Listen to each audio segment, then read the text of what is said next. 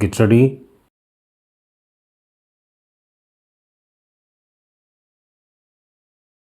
Five seconds. Mr. Chairman, during the course of this conference and especially during the course of this debate, delegates have pointed out that they were expressing their own points of view and not necessarily those of their governments. That is fundamental.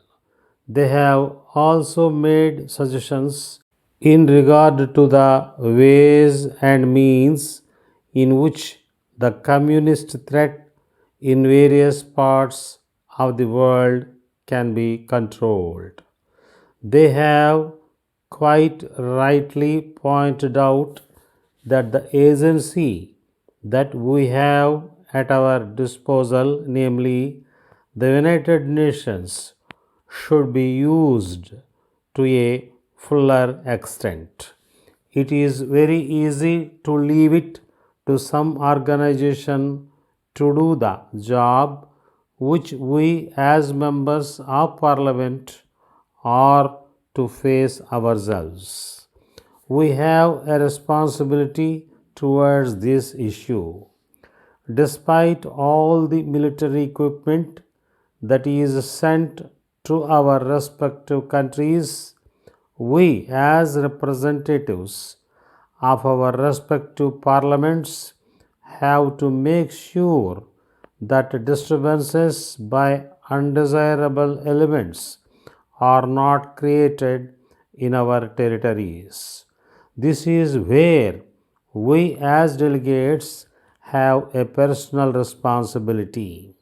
It is not altogether a matter of passing over the problem to international agencies in order that they will have to keep peace. To our colleagues from Africa, I would like to say that when they have attained their freedom, a great responsibility is placed on them as members of the government to make sure that freedom reaches to all sections of people. It is not sufficient for other nations to give any aid or to undertake the responsibility of educating your students in their respective countries.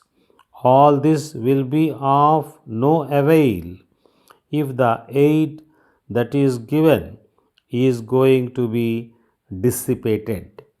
I think that we, as members of this conference, should give some thought to these factors. I have had the privilege of seeing some of the Southeast Asian countries. I have returned to my country with my mind made up.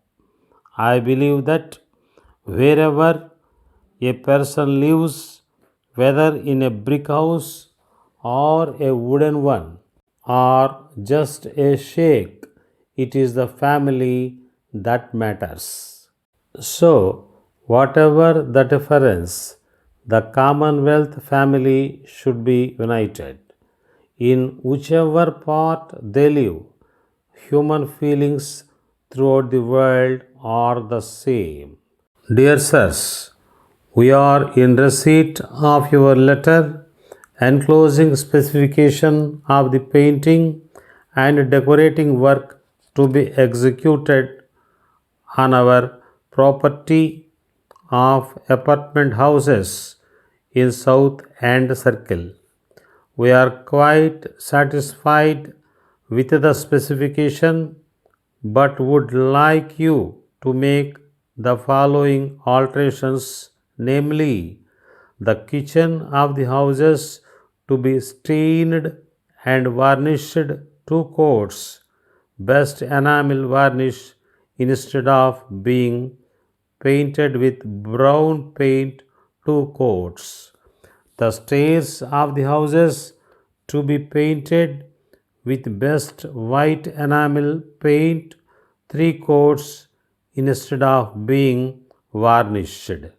The top part of the kitchen walls of the houses to be washed with buff colored durex instead of being whitewashed, and a narrow shade of black paint instead of brown. The bedrooms of the houses to be painted brown instead of green. The dining rooms of the houses to be washed with Nerolax cream distemper instead of being painted pink 2 coats. From your enclosed letter, we learn that you are exceptionally busy just now and that you will not be in a position to begin work until the beginning of the next month. But as the houses are all let and the tenants are expecting to occupy them next quarter, we should be greatly obliged if you will start as soon as possible to prevent loss of rent. We hope that you will consider our request in good spirit and act speedily, since the investment involved is very huge. Further, we are happy to enclose a check for rupees 20,000 in settlement of the third installment of the contract of decoration. Thanking you, yours faithfully.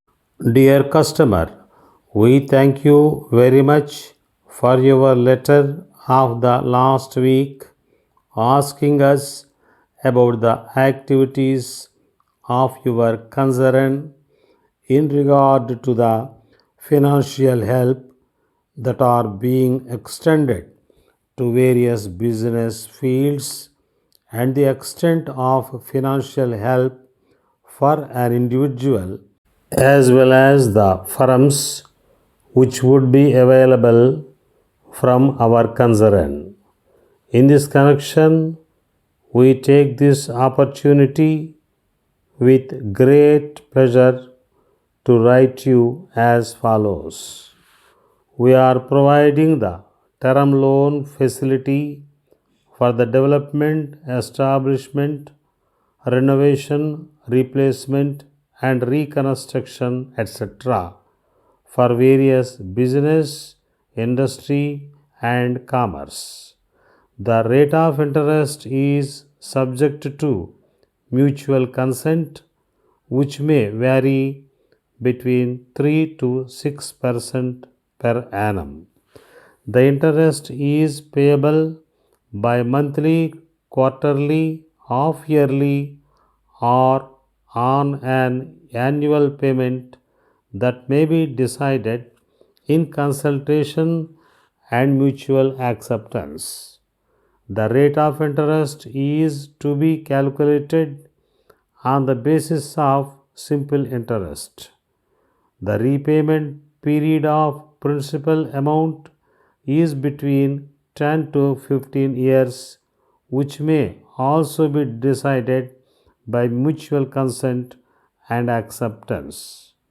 The loan is to be secured by way of mortgage of the property, such as mobile and immobile properties, like that of land and buildings, both residential and factory sites of business and industry.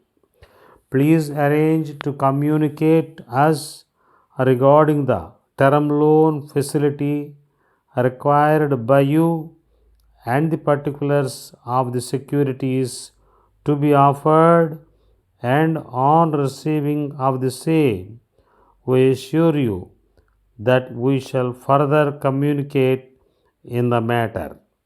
We hope the above terms will satisfy you and also will suit you for the purpose of the loan.